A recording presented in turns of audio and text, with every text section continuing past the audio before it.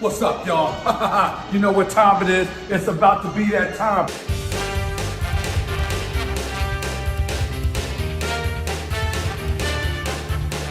Damn, son, where'd you find this?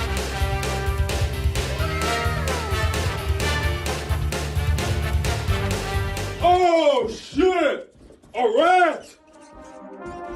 A rat! Savage. And we're back.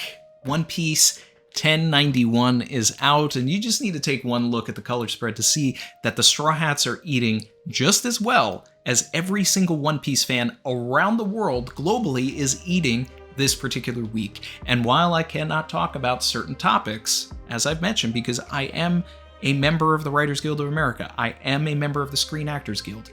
In the United States, we are on strike. I'm on double strike, being in 2 unions. So there are topics that, much like the people that are involved in the things that people would like me to talk about, I cannot talk about it. So I've been getting a flood of comments, flood of tweets, DMs, every single place. Are you going to cover XYZ? Not until the strike is over. I'm sorry that you are frustrated that I am not, at liberty to make content on, a particular topic. But trust me, I'm more frustrated than you are. Yes, very much so. But this is solidarity with everybody that worked on that particular project at every level. And truly, big thank you to everybody that has shown support and continues to show support during the strike. You guys are the linchpins of the savage community that we have. The most sophisticated of savages. Thank you so much. But that's not what we're here to talk about today. We're here to talk about One Piece chapter 1091, and we've got some things to talk about because Oda is still cooking that math piece. And if you have not seen Math Piece, it is out. It is the biggest theory that I've put on this channel since Laws and Sword, for sure. I put a lot of work into the video, so if you're a fan of this channel and you're a fan of the theories that we bring to the table, you gotta watch Math Piece because every single video going forward will likely incorporate the thoughts from that video, including this one. So, and we're gonna kick off with some Math Piece. But in the meantime, like, comment, subscribe if you're feeling the vibe. Let's get into everything.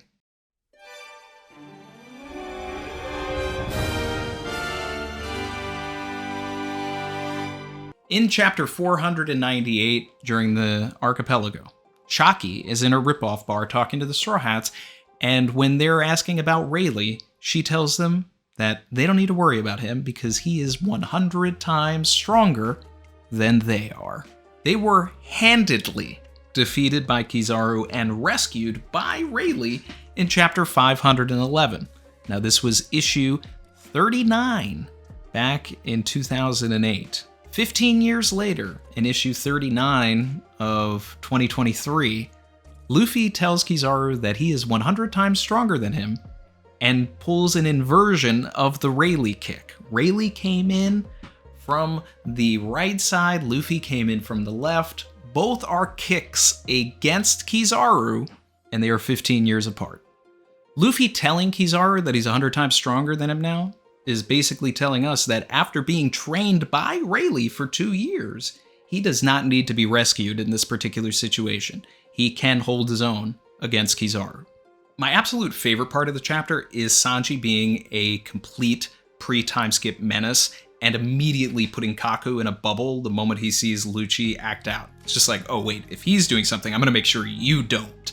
And that's a lot of fun to me because way back in the day when Water 7 and Enies Lobby was weekly, that was my dream fight. I wanted Sanji and Kaku to fight.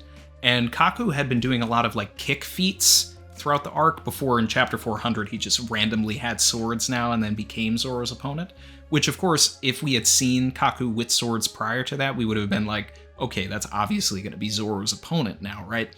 But back in the day when we were trying to come up with matchups, a lot of people had Kaku and Sanji and thought that maybe it was going to be Zoro and Blueno or Sanji and Blueno. Either way, the Blueno of it all really messed things up too. But I still wanted Sanji and Kaku, and I think that we may get that now. And a cool thing to come out of that is if Sanji is able to, through fighting Kaku, learn Rankyaku, Tempest Kick. Imagine that. Like, I talked about this in the stream for a little bit, but it's like the coolest idea to me, and it is just peak Sanji. Like, if we want to put Sanji at the pinnacle of his fighting prowess, give him Rankyaku. Imagine Tempest Kicks, but they're burning. Flying, burning, red, blue, doesn't matter. Diable Jambe, Ifrit Jambe, Rankyakus. Just going all over the place, just flying fire kicks. That's how you kind of, you keep the scale leveling with, teetering here with Zoro and Sanji. Like, who's stronger than who? Well, Sanji's got burning Rankyakus now. You've got flying burning slashes? Well, he's got flying burning kicks. Sentomaru was a huge focus of this chapter. We got a flashback of him, Dr. Vegapunk, and Kizaru. This ties into the Kintaro folklore that we've talked about a few times on the channel. He is the literal avatar of Kintaro. He looks exactly like the folklore. Folklore dealt with a young boy who was kind of a king of the forest because he could talk to animals, and he was very strong.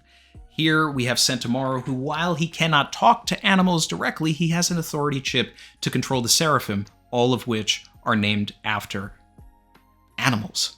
Both chapters, 511 and 1091, were 15 years apart, and both had Sentomaru's name in the title. 511, axe-wielding Sentomaru, 1091, Sentomaru. We're introduced to Sentomaru in 511, and we get the understanding that he has some sort of a relationship with Kizaru. We don't necessarily understand the complete parameters around it. We didn't get the flashback like we are getting in this chapter to really flesh it all out and understand that this is a mentor-mentee relationship. But what we have here is 15 years after saying that he's got the greatest defense in the world, that defense is being put to the test against his mentor. And Kizaru humbles him.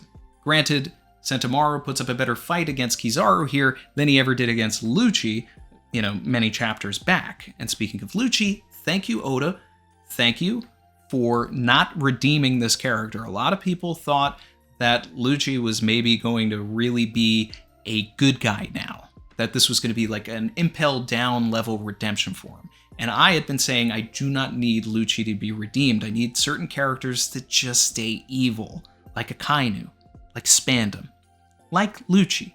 Now maybe Kaku could, turn or anything like that, but I also don't want that. But Lucci proves that he is still a rat, and he goes after Stussy.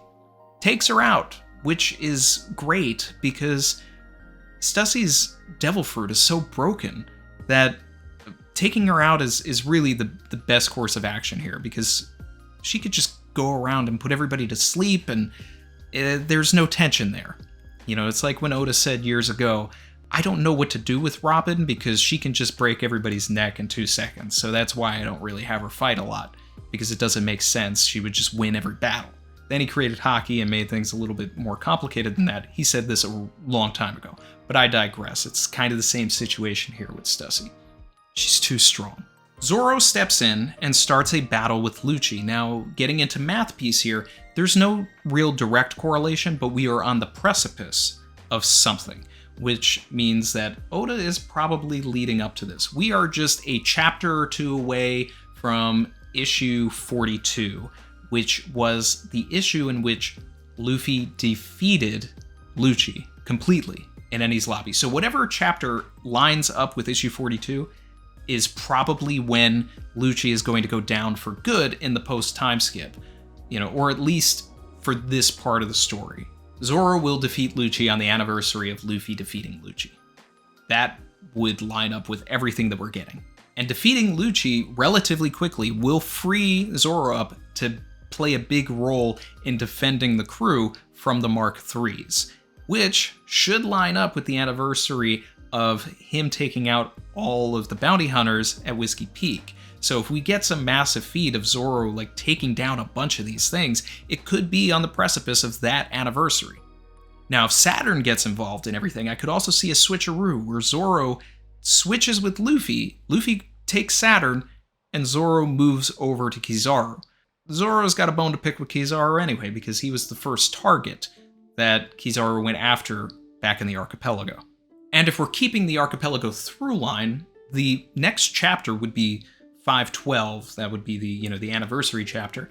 That dealt largely with the crew kind of splitting up into teams and going up against the Pacifista at that particular time, defending against Sentomaru, and running away from Kizaru and the real Kuma. So if we see something along the lines of the crew going up against some of the Mark IIIs or the start of that, that could be interesting. That chapter also ended with Zoro getting popped away to Mihawk's Island. That I don't necessarily see happening here, but if the Seraphim Kuma gets thrown into the mix here somehow, that could be interesting as well. Or what if one of the Mark IIIs comes over and puts Zoro in a bubble? That could be kind of a inversion in a way, like a little bit. It's a reach. Love seeing the Vice Admirals make some moves. We saw Dahl do something fantastic. Gilly Chin apparently has a cybernetic arm. Hey, I'm here for it. Zephyr vibes. But the best thing to come out of this is Kizaru getting the authority chip, turning the Mark IIIs against the Sea Beasts outside, and then they're going to be coming inside, and it's going to be a problem because it's just sheer numbers. 15 years ago, we were having an issue with one pacifista. These are stronger than those pacifistas, and there are 50 of them. So this is a great opportunity for the crew to, team up, use some dynamics to really take these things out, and we're just overall getting tension. Eventually, we are going to need some sort of just ex machina situation where someone comes in and helps, and that is probably going to be the Revolutionary Army. More information on that, watch Math Piece. But we're going to need some other faction to come in and help. It's just the way it's going to be. But they're not going to come in to help Luffy in particular. Luffy is going to be fine here, at least against Kizaru. Maybe against Saturn, he may need some help. But the story should not allow for Luffy to be humbled by Kizaru. Overall, I think that Egghead as a whole should humble our Straw Hats a little bit, but I think the goal here is if 15 years ago we couldn't do anything to this guy, we should definitely be able to do something about him now. Then you bring in an even greater threat, which would be Saturn, and then that's where, the humility needs to come. We get out of this arc, we go to Elbaf, we gotta get our ducks in a row, and then we come in even stronger. But we will have no issue with CP0. Definitely not them. That's easy pickings because there are other things at play here. And that's gonna wrap things up for me, guys. It's a fun chapter. We've got a break. We will do Theory for Theory this Sunday. Thank you again, everybody that supports the channel. Anybody that is frustrated with me for, not covering certain topics, please take it out on the AMPTP. Thank you very much. And once the strike is over, we'll have a lot of fun with things. But in the meantime, that's it. Like, comment, subscribe if you're feeling the vibe.